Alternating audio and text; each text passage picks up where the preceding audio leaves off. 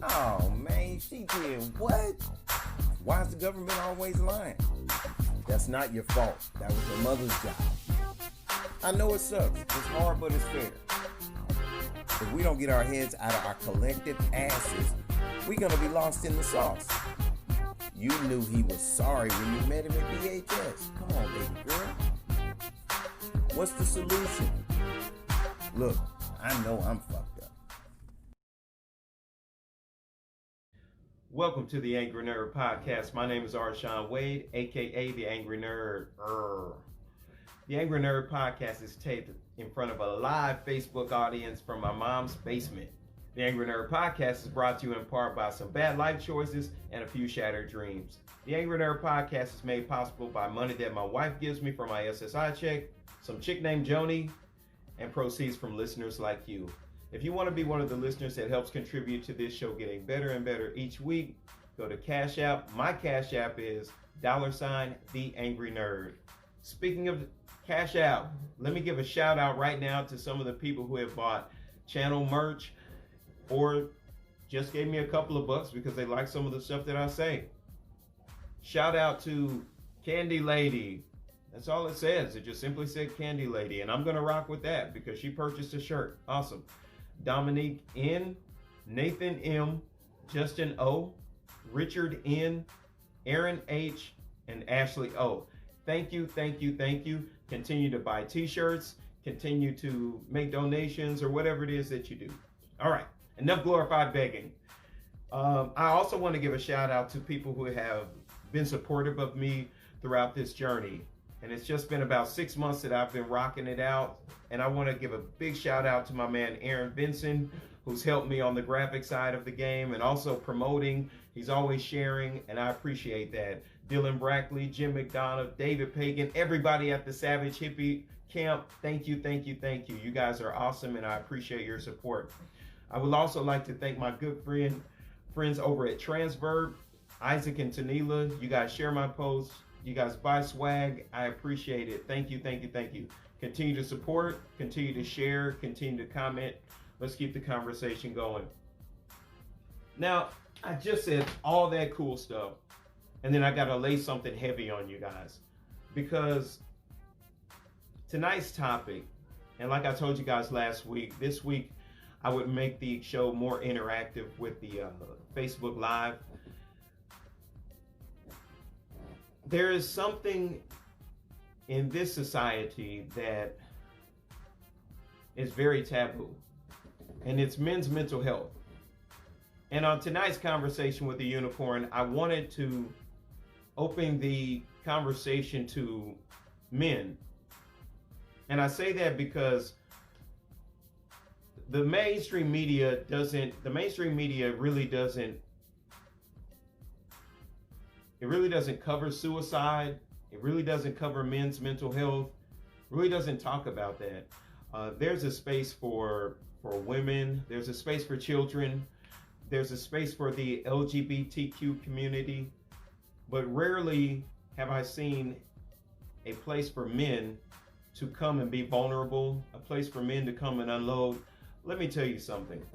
Men carry a lot of mental, spiritual, and psychological baggage, and we tote it around day in, day out. And I mean, we've all heard the age-old adage that, you know, the man dies first and things like that. There's a reason for that.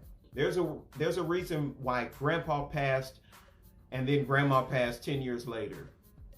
It's because of the amount of stress that we carry every day. It's because of the amount of shit that we take day in, day out. It's because of the amount of pent-up frustration that we never get the opportunity to find a pro-social, positive way to express. You know, and not to diminish any mental health issues with women or children or anything like that, but I haven't found a place where men can come and unload. We don't really have these social circles that foster that type of energy. You know, women, they'll get with their girls and they'll go to Painting with a Twist and they'll drink wine and they'll talk about it. Yeah, girl. But rarely do we have a platform in our social circles where we can come and say, hey man, I need somebody to talk to. Personally, I am blessed to have men around me that I can call. I have men around me who I can speak with and who I can be vulnerable with. So that's why I know the importance of having that type of social circle. That's why I know the importance of having that type of, space to come and be able to seek guidance or just unload some crap that's weighing on me heavy. Twice this week, I have encountered young men who appeared to be at their wits' end. And I remember not very many years ago, I was in these guys' shoes. Didn't really know which direction to go. I wanted something different out of life, and I really just didn't have a way of going about getting it. The only thoughts that I had were limited. The only things that I thought that I could do would probably wind me up in jail, prison, so on and so forth. So as I spoke with these young men, I saw myself 10 years ago. And I did the best that I could to give them information, share my experience, to counsel with them. But I said there needs to be a place for men to go. Now, personally, I am working with other men to create a platform, not a Facebook group. For me, that just really doesn't do it. I'm talking about a real grassroots movement for men. Now, don't get me wrong. We won't discriminate against any of our LGBTQ brothers and sisters and theys. I'm trying to be respectful to that community. But we need a place where men can come and we can unload some stuff. I'm not going to bore you guys tonight with statistics and stuff like that, like I'm known to do. But if you look at the numbers, all you have to do is go to the CDC's website and look at the numbers of men who end their lives every day in this country. All you have to do is look at the numbers. They speak for themselves. These are real numbers, people. They are real numbers. It doesn't get reported on because, when we look at men in this country, we still kind of get categorized like pawpaw. You know what I mean? Stiff up the upper lip, take it on the chin.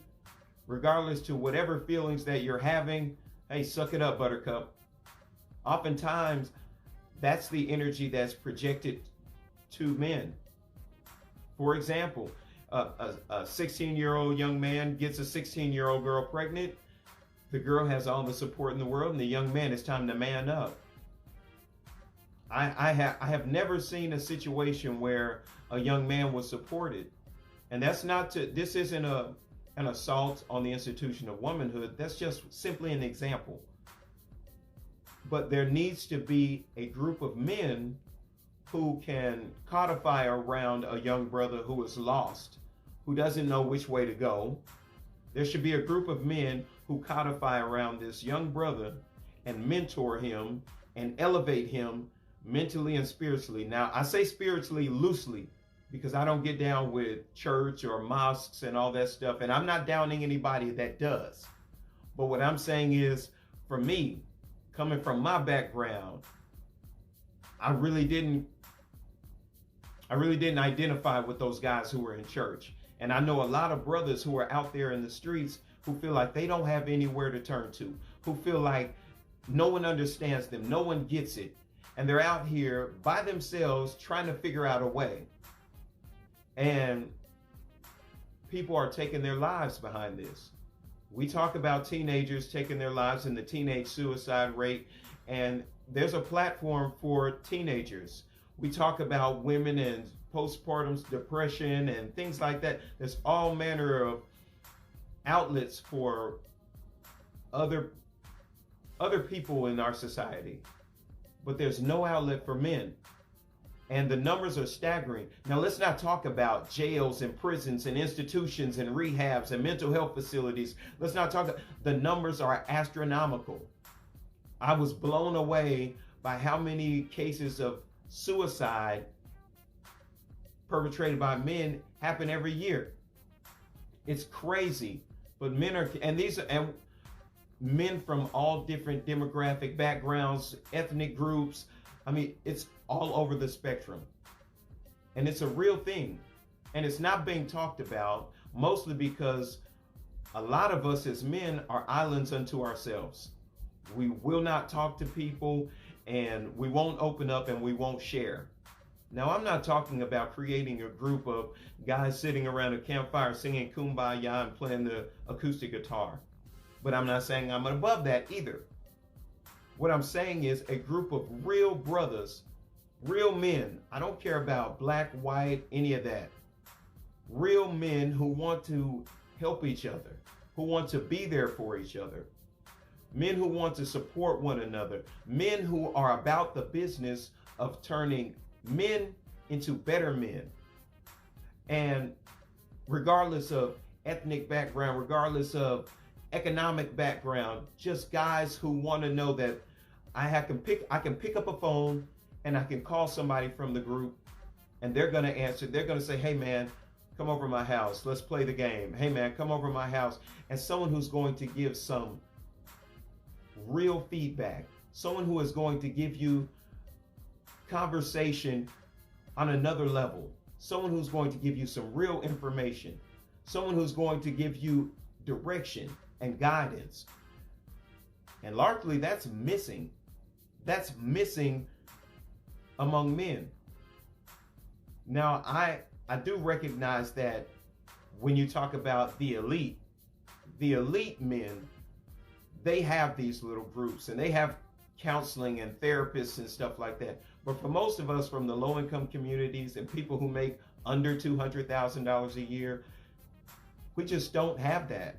We don't have that. And oftentimes we're bogged down with rent and the light bill and the kid needs braces and this, that, and the third.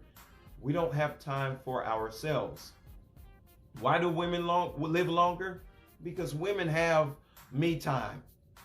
When does dad really get me time? We write off dad's me time as changing the oil in the car.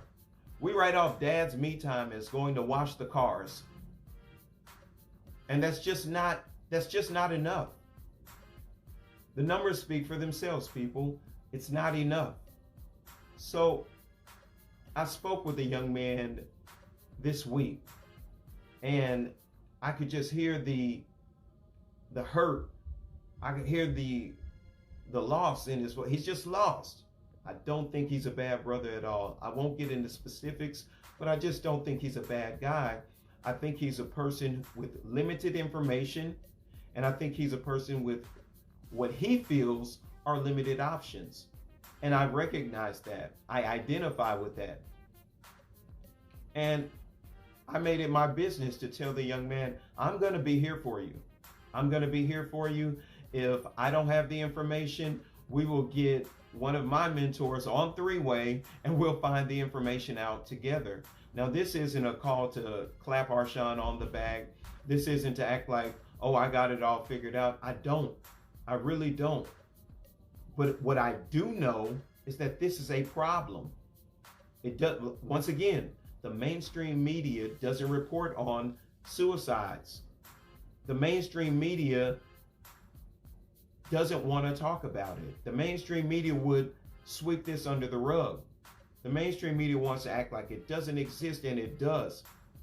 Men are losing their lives in record numbers at their own hands. That's a real problem. Why do I say that? And I know that some of the uber feminists are going to be like, I'm wrong for what I'm about to say, but in the traditional sense, the man is the head of the household. And if the person who is at the helm of the ship isn't well, it won't be long before the ship finds itself on an iceberg, capsized, or some other manner of catastrophe that can happen when the captain isn't at the helm in his proper capacity. So many people have the wrong idea of the energy behind this show tonight. It's not, oh, woe to me, I want to whine, men have it hard, wham, wham. That's not the case. What I am saying is that men have it hard too. And men in this society have been overlooked. Men in this society have been put on the back burner. Men in this society have been swept under the rug. And people act as if dad can take it all. Dad takes a lot of crap. Dad goes to work, especially if dad works for someone else. If dad works for someone else and he doesn't own his own business, dad puts up with a lot of crap as an employee at someone else's company to keep the lights on. And oftentimes I see posts, I read articles talking about deadbeat dads. These guys aren't under our umbrella. The men that I'm highlighting are men who are out here really trying to do manhood to the best of their ability, whether they had an example of that or not. Sometimes I think it's even harder for the young men who have dads at home, because dad worked for the city for 30 years and he was a man's man and he took care of the family, he paid all the bills, and mom got to stay at home with the kids. And economically, that's virtually impossible unless you make over $250,000 a year. I mean, if you want to have any quality of living, you're going to have to make big money for mom to be able to stay home. I will tell you, without getting into specifics, I do all right. But my wife cannot stay home at this point. She can't. And personally, I don't feel any less of a man because I'm not in that place. But I will tell you, it is very hard for a young man feeling like he's not doing well as a man. I know the type of stress, I know the type of a burden that is, to feel like I'm not doing enough. And this, once again, this isn't to put any blame on women or to bash women in any way, shape, or fashion. That's not the case.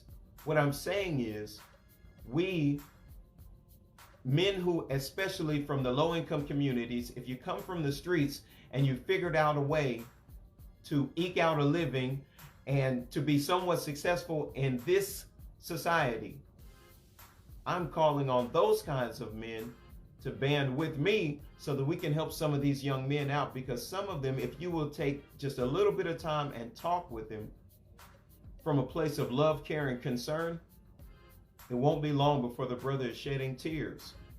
It won't be long before he's bawling and he's just saying, man, I'm just trying to do the best that I can do. I don't know how to get more money. I don't know how I can make her happy. I don't know how I can pay all the bills. I'm doing everything that I know how to do.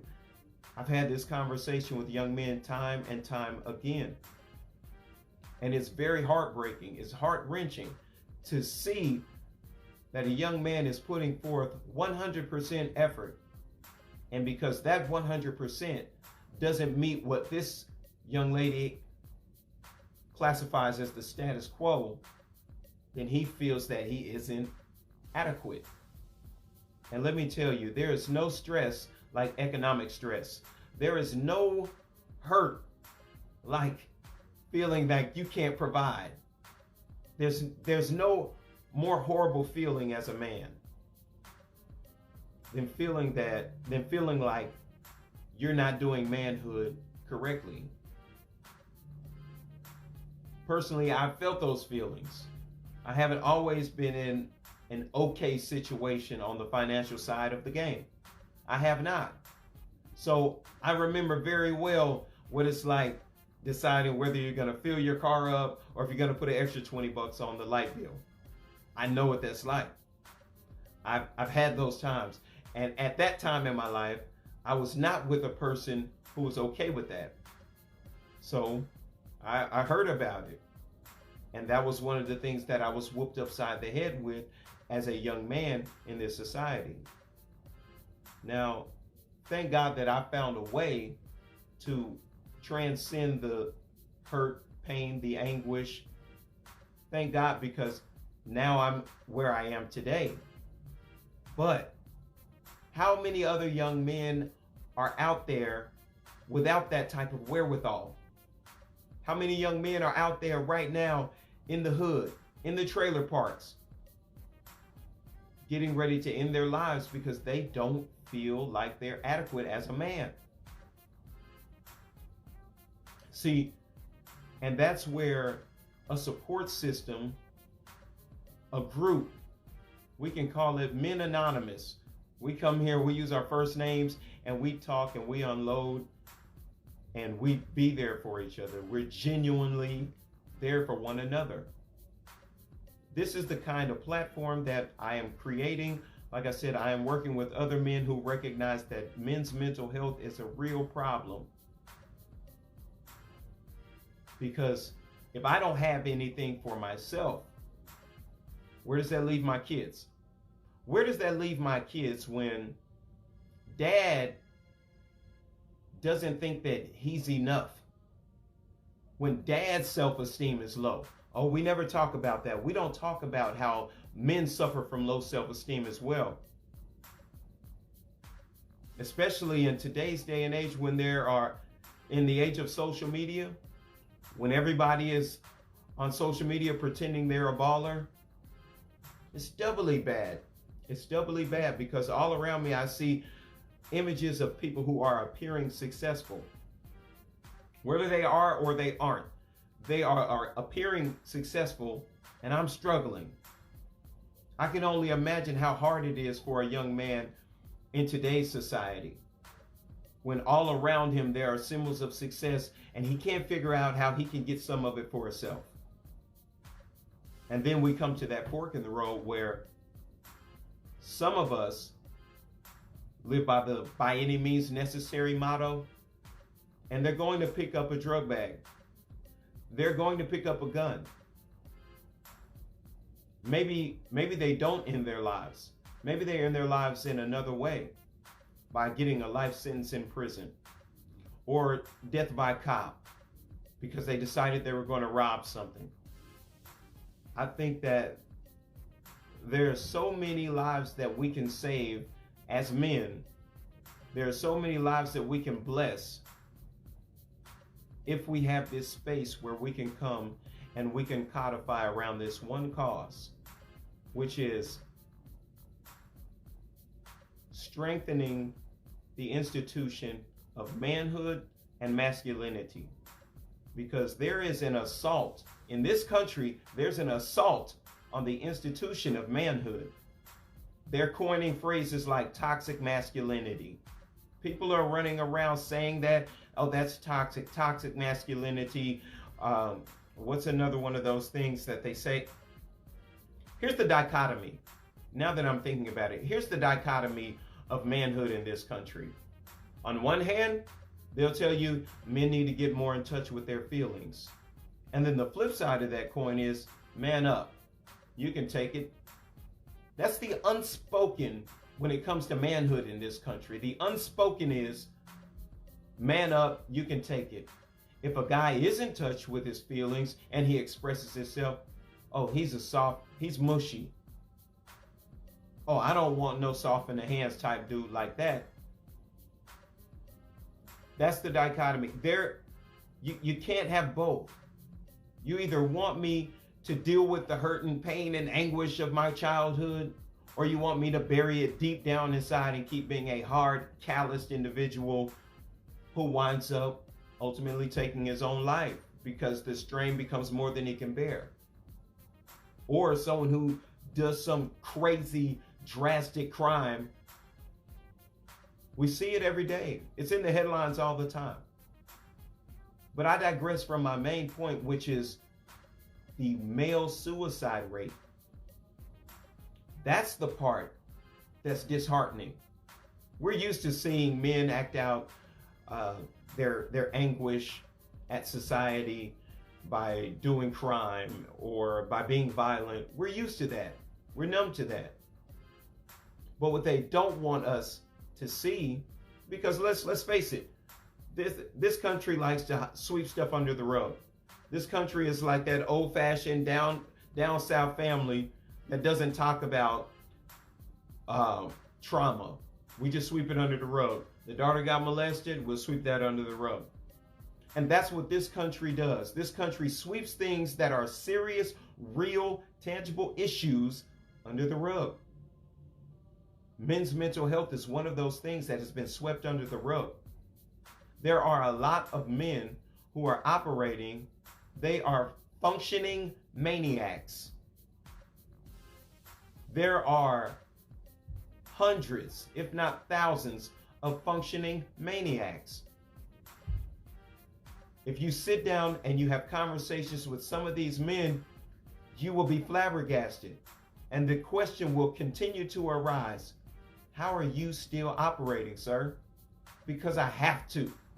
Because I gotta pay the lights, I gotta pay the rent man, I gotta pay the car payment and the insurance, I gotta mow the grass, I gotta make sure that the kids aren't at school acting crazy.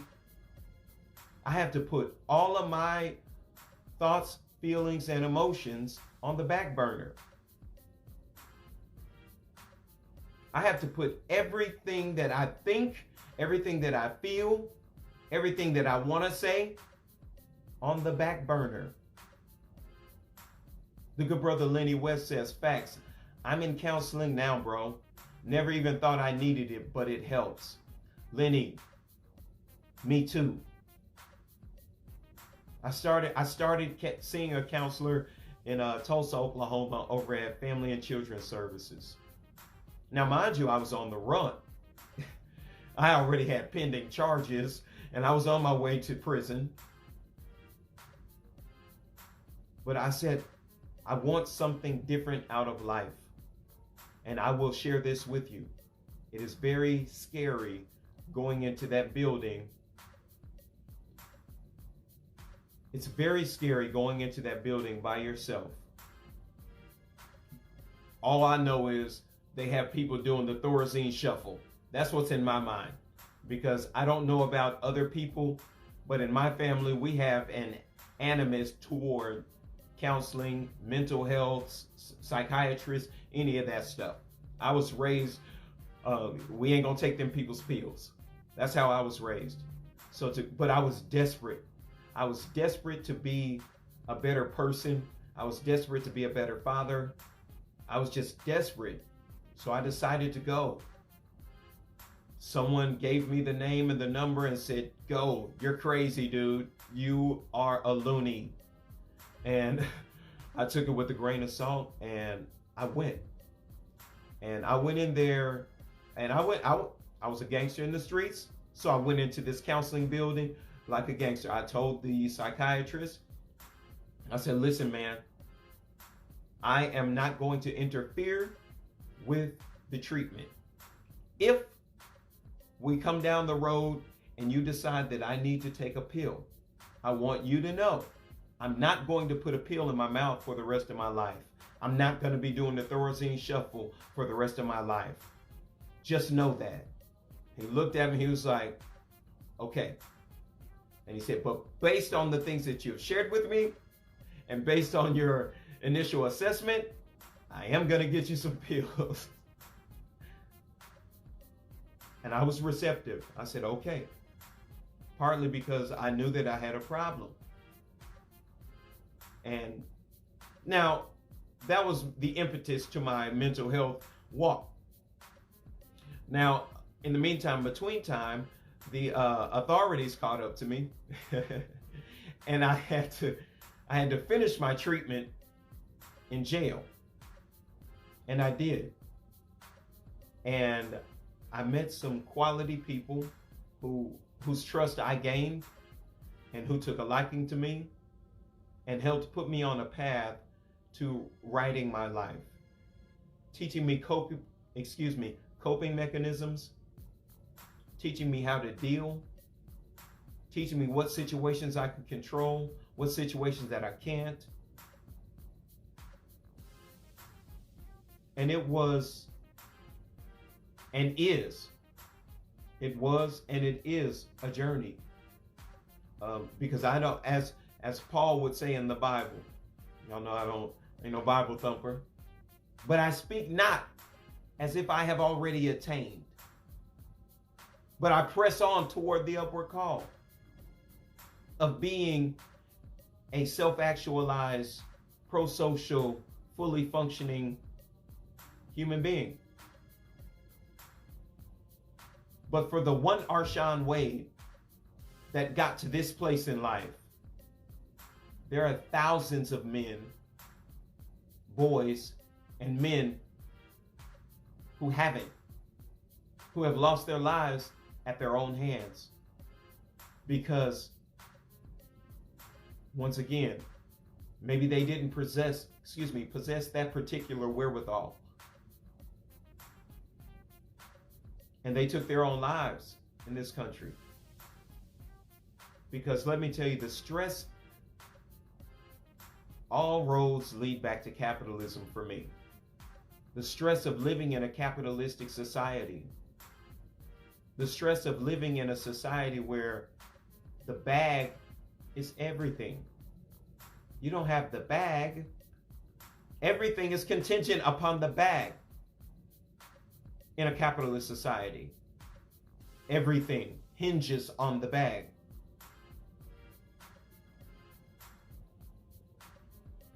I'd like to read this post by the good brother Lenny West in the chat. It says, after going through a divorce, working 2 jobs for a very long time, and living an unhealthy lifestyle, I started having anxiety. Never knew what anxiety was. I thought I was having a heart attack. When life weighs on you, it's okay to get help. I appreciate you for sharing that, good brother. I appreciate you for sharing that. I appreciate your candor. I appreciate your transparency, because that's what we need, and I appreciate that. And thank you and salute. But that type of openness is only possible once you have done some real work. Because typically, men from the low-income communities don't open up like that. We aren't conditioned that way. I remember growing up and having your mom sock you in the chest and then tell you to toughen up. Shake that off. Don't you cry. Once again, not blaming the institution of womanhood, because our mothers did the very best that they could with the information that they had at that time. But that is the impetus to all of our dysfunction, because we don't share, because we don't open up. And most importantly, because there isn't a lane for us to do that. There's no lane for that. There's no platform for that. Once again, it goes back to that's the dichotomy of being a man in this country. Man up, express your feelings, but don't be mushy. It's like you tell me to stay warm and stay cold at the same time. You give me the impossible job. But what I'm challenging men to do is to join me. Join me in creating a web of connection, as the author Brené Brown says in her book, I Thought It Was Just Me. Join me in creating a web of connection amongst men who want to help save the lives of young men. There are men who I see in the chat right now that I know who are like myself, trying to figure it out here all alone in this world, feeling as if we are all alone, and trying to figure it out in a toxic relationship without anyone to turn to. Because it's just me out here by myself, and it's her and her family and all of her friends and everybody. And it's just me. She can do some wicked things, and she has support. I can do something righteous, and there's no one there to say, hey man, you're just with the wrong woman, because you're doing all of the right things as a man. There's no one there for me like that. There was no one there for me like that. And my challenge is for us as men who have weathered the storm, us as men who have gone it alone our whole lives. And we've gotten to a place now where we have some substance. I believe it is our duty to share these experiences with these young men. I believe it is our duty to save these young men's lives by letting them know, hey brother, you're not alone. And who knows, maybe one of these young men will turn around and save my life. Maybe one of these young men that I pour into and give courage and strength and wisdom, maybe one day he mentors my son. Maybe one day I can't get through to my son. And that young man that I poured into, my hope, faith, and wisdom, turns around and saves my son's life. Oftentimes, we become selfish because we've dealt with so much depravity. We've dealt with so much lack, spiritually, emotionally. We've dealt with so much lack, we become selfish. This is an opportunity to be a blessing. I don't want all of the crap that I've gone through in my life to be in vain. I want to share my wisdom. I want to share my struggle. And that's good.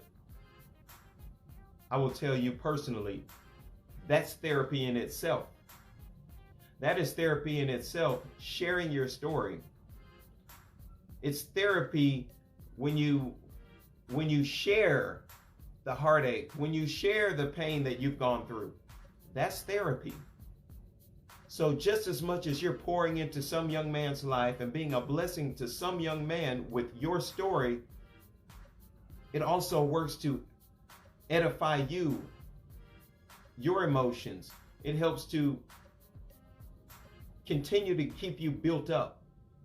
I personally know this because I've done it in my walk in sobriety. We say, give what was so freely given to you, even though it wasn't free.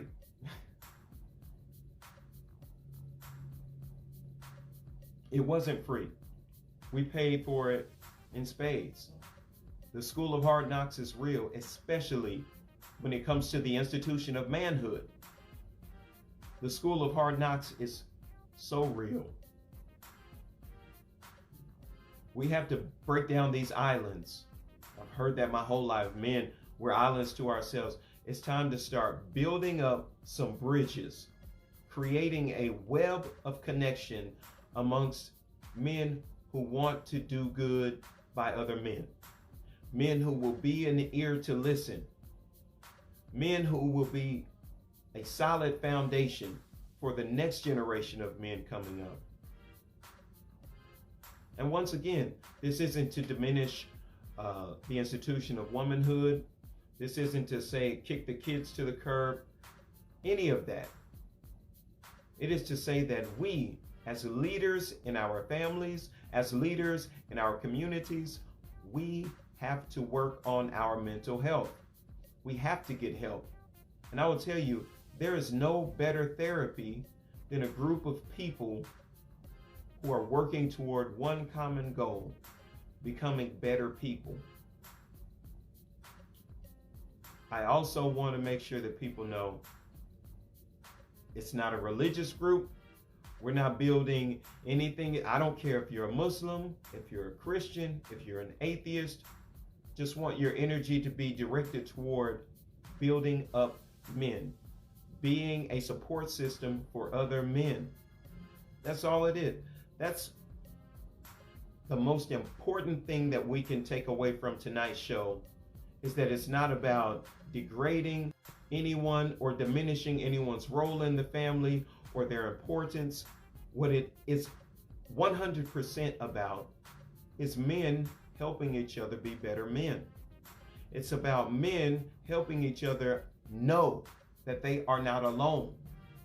It's about men helping each other know, listen, brother, me too. I've been there too.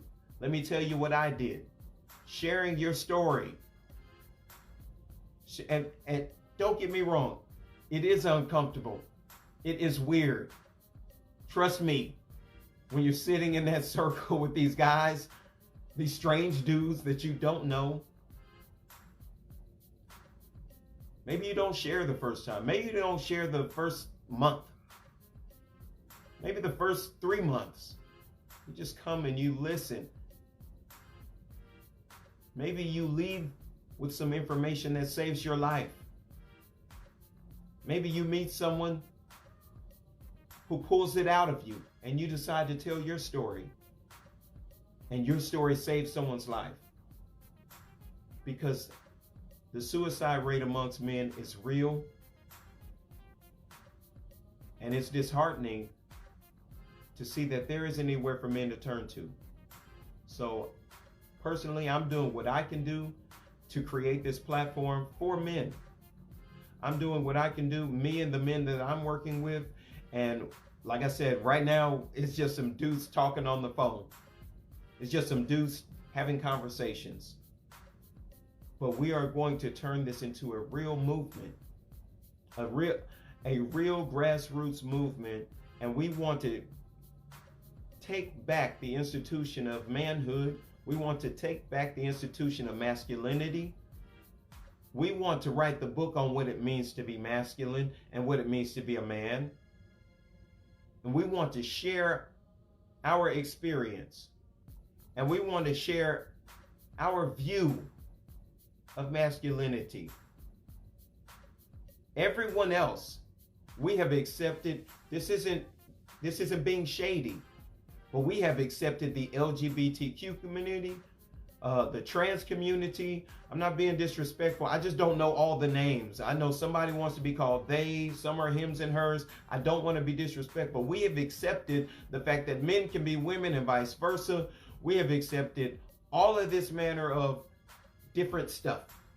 I don't want to be disrespectful and say crazy. I'm going to say different stuff. We have accepted all of this. We need to accept the fact that men need help too. And that does not make a man any less of a man by needing help. What I've learned in my 35 years is that it makes you more of a man when you can open your mouth and ask another grown man, can you help me? Can I talk to you for a half an hour? Can I just give me 5 minutes, man? I got something heavy. I need to lay it on you. It takes more manhood to do that than anything else, because we have been conditioned to go it alone. Before we get out of here, I got one more post from my good brother Lenny. He says, first step is understanding and admitting that things are not right. You have to forget everything you were taught and relearn life all over again, because everything we have learned, good or bad, has been taught to us from someone else's perspective. We have to go within and fix us first. If we don't love ourselves first, we can't love anyone else. Lenny, I know you can't hear that because my production hasn't gotten that good yet, but I just dropped a bomb for my listeners on Podbean, Spotify, and YouTube, because that was 100% accurate. We have to first admit that something is wrong, and then we have to get on the right train and the right track. I appreciate you guys for listening tonight. My name is Arshawn Wade, aka The Angry Nerd. I'm out. Peace.